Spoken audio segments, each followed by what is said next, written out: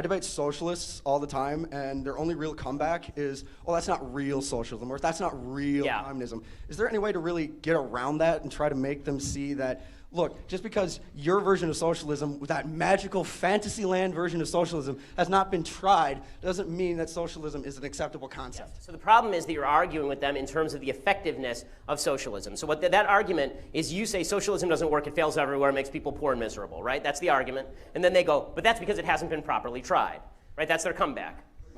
So here is the actual argument that works with socialism. It is immoral to steal from people even if you vote to steal from people.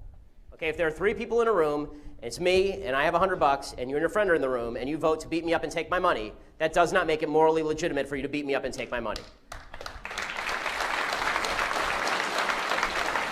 One of the great lies that's been told about socialism, and you see this all the time, is people say socialism, beautiful idea in theory, but it doesn't work in practice. No, socialism is a shitty idea in theory, and it's an immoral idea in practice. Okay, Socialism violates at least 3 of the basic 10 commandments for those who still care. It makes government into God. It suggests that you can steal from people if you vote for it. And it says that it is good to be covetous of your neighbor's ass. Right? For Bill Clinton, it has a different meaning. But the problem for conservatives is we never actually argue on a moral level. We're constantly arguing on an effective level, on an efficiency level. And that's a problem because the left always argues on the moral level. In the end, they always say, sure, my ideas don't work, but they're fair. They're fair, right? And so what you have to say, the only way to come back to that from that is to say, no, your ideas are not fair, your ideas are theft. Your ideas are theft. You don't get to steal from other people just because you want their stuff. That's the only way to beat that argument, do it on the moral level. Otherwise, they can always argue, well, it's not perfect, it's not perfect. Okay, there's no way to come back from that because, again, they're operating in unicorn land with gumdrop rainbows and fairy skies. The thing I hate the most from the right is this constant refrain, yeah, socialism, it's a great idea if only it worked. It's not true. It's an unbelievably morally shitty idea. The reason is this. The basic premise of socialism is, I'm here, I'm breathing, give me crap. Right?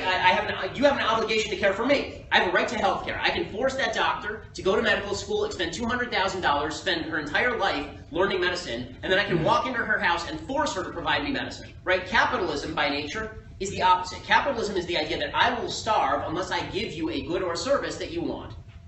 Right? If I don't give you something that you want, I'm not going to eat tonight. It's forced altruism, effectively. Right? We have to have a trade. We have to come to some sort of consensus. I have to give you something cool, and you have to give me something cool. Right? It's great.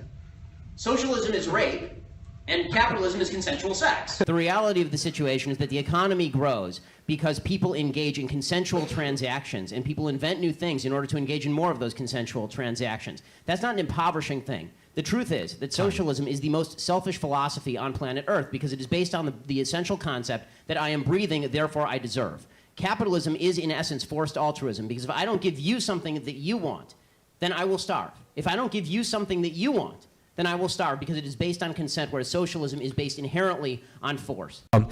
I think as kind of a millennial conservative, constitutional conservative, one of the biggest threats and one of the hardest things to respond to from people on the left is when they talk about the utopia of the Nordic countries, because they are oftentimes armed with a lot of facts in regards to the efficiency of their public programs and things to that effect. So how would you recommend responding to those claims of the utopianism of the Nordic countries? Okay, so the first thing that's important to notice about the Nordic countries is that the Nordic countries are, by and large, extraordinarily ethnically homogenous. So they're not comparable and culturally homogenous as well. So Vermont looks a lot like Norway. Right? Bernie Sanders' philosophy works in Vermont and it works in Norway, but it only works for a temporary period of time because Vermont doesn't have its own defense budget, and really neither does Norway. Right? We've been paying for the Nordic countries' defense budgets for a long time.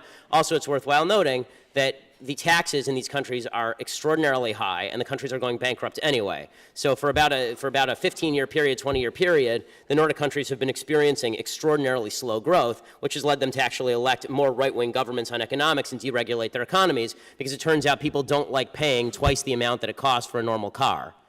Right? The income tax rate in places like Denmark for middle-class people, not for upper-class people, for middle-class people is like 60%.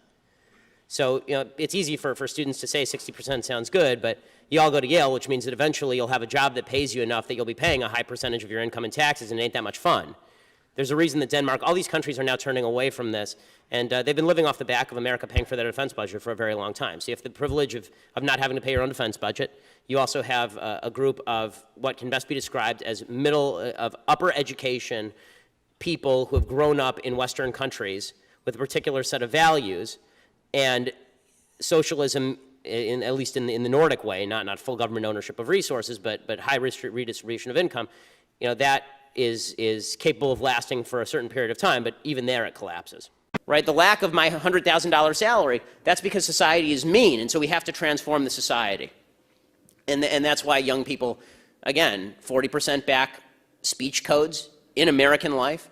This is why I think the last poll was nearing or over 40% of young people are okay with socialism, like the actual socialism, because they don't know anything.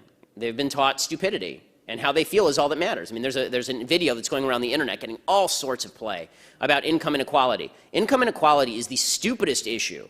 Income inequality means nothing. Right? I mean, I have a lot of income inequality with Bill Gates, but I'm doing pretty well, and I don't care that Bill Gates is doing really well. The only thing we should all care about is that there are poor people. We should figure out how poor people can do better, not how to make Bill Gates less rich. But this video is going around and saying, here's a poll of what Americans think the wealth distribution should look like, and here is what the wealth distribution actually looks like. And I watched this video in bewilderment, and young people love it. And I watched this video in bewilderment saying, who told you that you get to tell the universe how wealth is distributed? Right? Who told you that you have a moral say as to how wealth is distributed? It's immoral, it's evil, it's wrong. You're going to have to steal people's labor from them. But people are not told this, and so they think that their own subjective vision of what reality should look like should govern what reality actually looks like, and it's only later, after 80 years of communist failure, that they realize, oh, and hundreds of millions of people dead, that they realize, oh, that was a bad